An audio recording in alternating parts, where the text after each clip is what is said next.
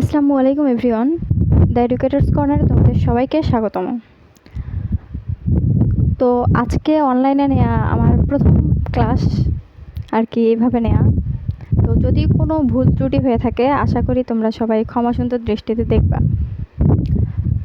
তো কথা হচ্ছে যে আমার ক্লাস নেওয়ার কথা ছিল, অনেকেই বলে যে ফান্ডামেন্টাল নিতে, কেউ বলে লিনিয়ার নিতে, অনেকের অনেক মানে ক্লাস নিতে বলে। তো যেহেতু ফার্স্ট ইয়ারের পরীক্ষার সময় আছে মাত্র হচ্ছে 1 মাস থেকে 1.5 মাসের মতো সময় আছে, তো এই 1-1.5 মাসের মধ্যে এতগুলো মানে আমার পক্ষে নেওয়া হয়তো বা সম্ভব হবে না, কারণ আমি কেবল প্রথম শুরু করতেছি এগুলা, এর থেকে একদম নতুন। তো এর মধ্যে আমি ভাবছি যে হচ্ছে শুধুমাত্র ক্যালকুলাস 1 এর ক্লাস নিব। তো তোমরা এটাই দেখতে থাকো। যদি ক্যালকুলাস 1টা ভালোভাবে নিতে পারি বা তোমরা পাশে থাকো, তাহলে এর পাশাপাশি অন্যগুলোও মানে চেষ্টা করবো আমি নেওয়ার জন্য। তো আপাতত ক্যালকুলাস 1 দিয়েই শুরু করব। তো এখানে আরেকটা বিষয় আছে যে তোমরা তো ফর্মুলা ফ্যাক্টরির আবিদ ভাইয়াকে চিনো। তো আবিদ ভাইয়া হচ্ছে মানে ক্যালকুলাস 1-এর 1 থেকে 3 চ্যাপ্টার পর্যন্ত পুরোটা শেষ করাইছে। তো আমি ভাবলাম যে ভাইয়া যেহেতু শেষ করাইছে আর তোমাদের হাতেও সময় নাই, সেহেতু হচ্ছে আমি চ্যাপ্টার 4 থেকে শুরু করব। আর 1 থেকে 3 এটা তোমরা হচ্ছে আবিদ ভাইয়ের ক্লাস দেখে নিবা। আচ্ছা, আমি একটু দেখি যে ক্লাসগুলো দেখা যাচ্ছে কিনা ঠিক মতো।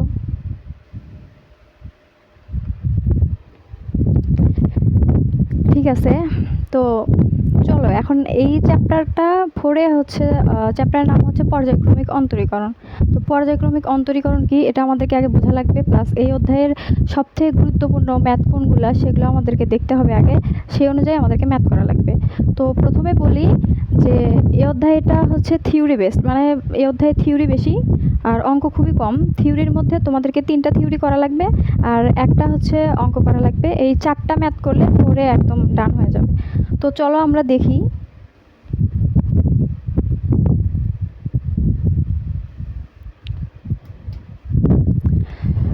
এই অধ্যায়ের যদি তোমরা থিওরিও করতে চাও প্লাস অঙ্ক করতে চাও, যেটাই করো না কেন, সেটা করতে গেলে তোমাদেরকে প্রথমত দেখতে হবে আগে একটা টাইপে সবগুলোকে সবগুলো অঙ্ককে আমি একটা টাইপের মধ্যে আনছি, যে টাইপটা আমাদেরকে মনে রাখলে অঙ্কগুলো আমরা ইজিলি সবগুলো করতে পারবো।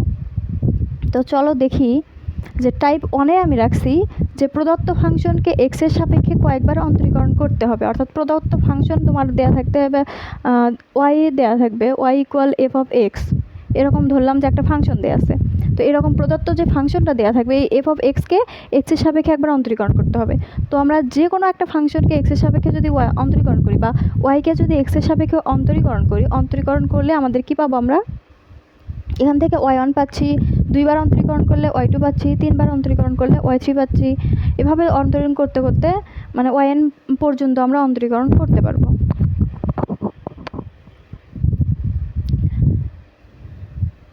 তো আশা করি আমি যখন অঙ্কগুলো করাবো তখন তোমাদের কাছে অনেক ক্লিয়ার হবে। তার মানে প্রথম কথা হচ্ছে প্রদত্ত যে ফাংশনটা দেওয়া থাকবে সেটাকে এক্সের সাপেক্ষে একবার অন্তরীকরণ করব, তারপর 2বার করব, 3বার, সর্বোচ্চ 3বার অন্তরীকরণ করলেই আমরা হচ্ছে মানে একটা প্যাটার্ন খুঁজে পাবো। প্যাটার্ন খুঁজে পেলে আমাদের অঙ্কটা হয়ে যাবে।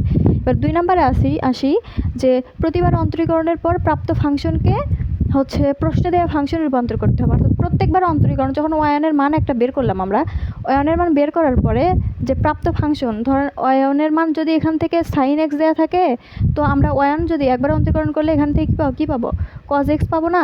তো কজ এক্স যদি পাই, এখানে যদি সাইন এক্স থাকে, এখানে যদি একবার অন্তরীকরণ করলে আমরা কী পাবো, কজ এক্স।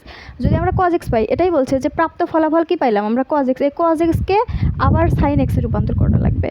সেটাই বলছে যে প্রতিবার অন্তরীকরণের পর প্রাপ্ত ফাংশনকে প্রশ্নে দেওয়া ফাংশনে রূপান্তর করতে হবে। তো প্রাপ্ত ফাংশন যদি কজ এক্স পাই, সেটাকে আবার সাইন এক্সে করতে হবে। এটাই হচ্ছে মেইন কথা। তো আমরা কিন্তু হচ্ছে আগে মানে শিখে আসছি যে এই কজ এক্সকে সাইন এক্সে রূপান্তর করা যায় কখন, মানে অর্থাৎ কজ বা সাইন এক্স এর হচ্ছে পরিবর্তন কখন করা যায়। কজ অথবা সাইনের পরিবর্তন তখনই করা যায় যখন কজের মানের সামনে কত থাকে, π/2 বা 90 ডিগ্রি বা 270 ডিগ্রি এরকম যদি থাকে, বা 540 ডিগ্রি এরকম যদি থাকে, তখন সেখানে আমরা হচ্ছে কজ বা সাইনের পরিবর্তন করতে পারি। কিন্তু শুধু কি এইটুকু জানলেই আমরা পরিবর্তন করতে পারবো? তা পারবো না। তো আমি দেখাচ্ছি যে কীভাবে পরিবর্তন করা লাগে। অর্থাৎ আমরা জানি যে cos theta equal to sine pi ভাগ 2 প্লাস থিটা, এটা তো একটা সূত্র, কিন্তু এই সূত্রটা কই থেকে আসলো এটা কি আমরা কেউ জানি? আমাদের যে অঙ্কগুলো আছে সবগুলো অঙ্ক করার জন্য আমাদেরকে এই সূত্রগুলো আমাদেরকে জানা লাগবে। cos থিটা সূত্র আছে একটা, সাইন থিটা সূত্র আছে একটা, এরকম।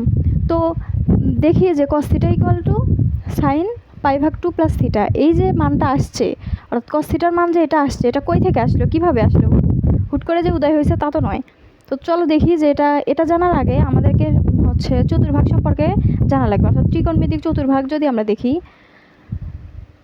সবার আগে যদি দেখো এই পাশে কি থাকে, সরি এখানে কি ওয়াল পজিটিভ না, এখানে কি হয়, এখানে ওয়াল পজিটিভ থাকে, আর এই পাশে কি কি পজিটিভ থাকে,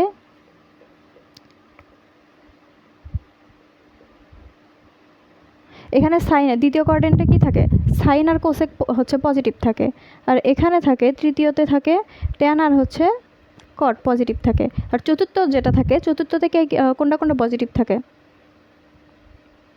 কস আর হচ্ছে সেক, এগুলো পজিটিভ।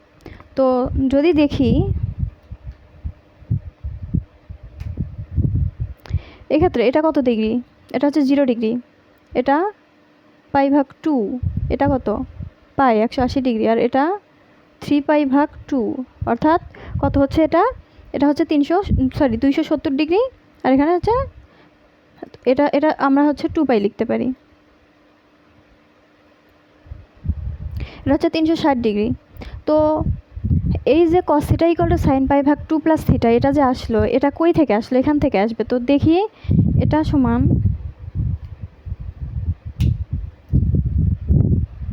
এটা সমান যদি আমরা দেই, সমান দিলে আমরা দেখতে পারবো যে সাইন, আচ্ছা আমি এই পাশে যাই,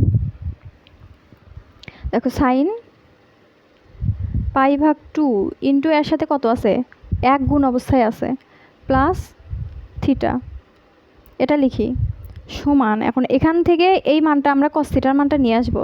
তো সব সময় দেখবো সাইন পাই ভাগ 2 আছে, অর্থাৎ তার মানে হচ্ছে কি করবো, এখানে কোয়াড্রেন্টে আসবো, 0 থেকে পাই ভাগ 2 তে গেছে, তার মানে 0 থেকে পাই ভাগ 2 তে যাবো, এখানে গেলাম, যাওয়ার পর গুণ 1 আছে, গুণ কি আছে, 1 আছে, 1 আছে মানে কি এক ঘর আরও আগে যাওয়া লাগবে, তারপরে প্লাস আছে, এখানে প্লাস চিহ্ন দেখবো, কি কি দেখা লাগবে আমাদেরকে,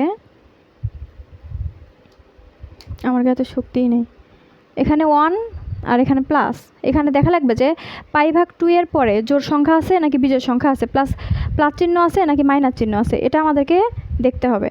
এটা যদি দেখতে পারি তাহলে সেখান থেকে আমাদের হচ্ছে আমরা মানে সাইন পরিবর্তন করতে পারবো কিনা বা কস পরিবর্তন করতে পারবো কিনা, এটা আমাদেরকে বুঝতে পারবো আমরা।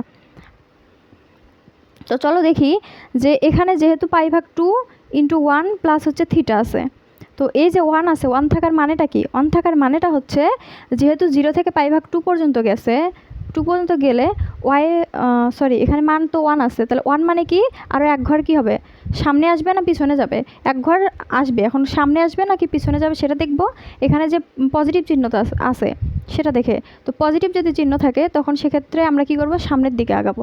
তাহলে সামনের দিকে যদি এটা আগাই তাহলে কি হলো, এখানে সাইন পজিটিভ, এখানে কিসের মান আমরা বের করতেছি, এখানে সাইন, তাহলে সাইনের সাথে সাইন কিন্তু দ্বিতীয় কোয়াড্রেন্টে পজিটিভ, তাহলে পজিটিভ যদি হয় সেই পজিটিভের জন্য এখানে কি একটা পজিটিভ চিহ্ন দেখা যাচ্ছে কি না জানি না, এখানে কি একটা পজিটিভ চিহ্ন, তাহলে পজিটিভ চিহ্ন কিসের কী কারণে আসলো, যে 0 থেকে পাই ভাগ 2 পর্যন্ত গেছে, যাওয়ার পর এখানে যে 1 আছে, 1 মানে কি এক ঘর আরও একটু সামনের দিকে আসবে, এবং সামনের দিকে আসবে কখন বুঝবো, যখন এখানে প্লাস চিহ্ন থাকবে, তাহলে বুঝবো কি এটা এক ঘর সামনের দিকে আসবে। তাহলে এক ঘর যখন সামনের দিকে আসলো তখন এখানে কি দেখতেছি আমরা, যে সাইন এখানে কি পজিটিভ, সাইন এখানে পজিটিভ, যদি সাইন পজিটিভ থাকে তার মানে কি পজিটিভের কারণে এখানে আমরা একটা প্লাস চিহ্ন দিতে পারি। তো প্লাস চিহ্ন তো অঙ্কের ক্ষেত্রে আমাদের লেখার প্রয়োজন নাই, ওই জন্য লিখলাম না।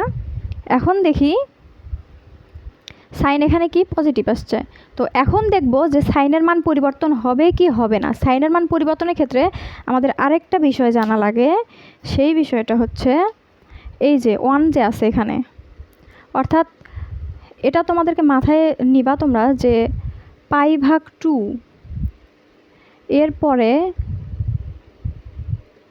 যদি হচ্ছে বিজোড় সংখ্যা থাকে, বিজোড় গুণিতক বা ওইটা সংখ্যা যদি থাকে, বিজোড় গুণিতক যদি থাকে π/2 এর পরে যদি বিজোড় গুণিতক থাকে তখন সেক্ষেত্রে কি হবে, সাইনটা পরিবর্তন হয়। তখন সাইনটা পরিবর্তন হয়ে কি হয়, কজ হবে। আবার π/2 এর পরে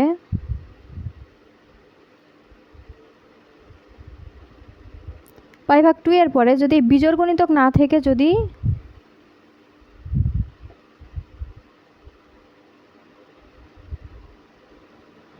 জোড় গুণিতক থাকে তখন সেক্ষেত্রে কি হয়, সাইন কস যেটাই থাকুক সেটার কোনো পরিবর্তন হয় না। এটা বুঝছো তো, যে π/2 এর পরে যদি জোড় থাকে, অর্থাৎ জোড় থাকলে কি বুঝবো, জোড় এখানে যদি 2, 4, 6 এরকম থাকতো তাহলে এটা পরিবর্তন হইতো না, অর্থাৎ সাইনের কোনো পরিবর্তন হইতো না। কিন্তু এখানে কি আছে, π/2 এর পরে বিজোড় গুণিতক আছে, অর্থাৎ 1 আছে, 3 যদি থাকতো এরকম 1 আছে, তার মানে কি হবে এখানে π/2 এর কি হবে হচ্ছে π/2 এর পরে বিজোড় গুণিতক থাকার কারণে সাইনের হচ্ছে সাইন পরিবর্তন হবে, অর্থাৎ সাইন পরিবর্তন হয়ে তাহলে এখানে কি হবে,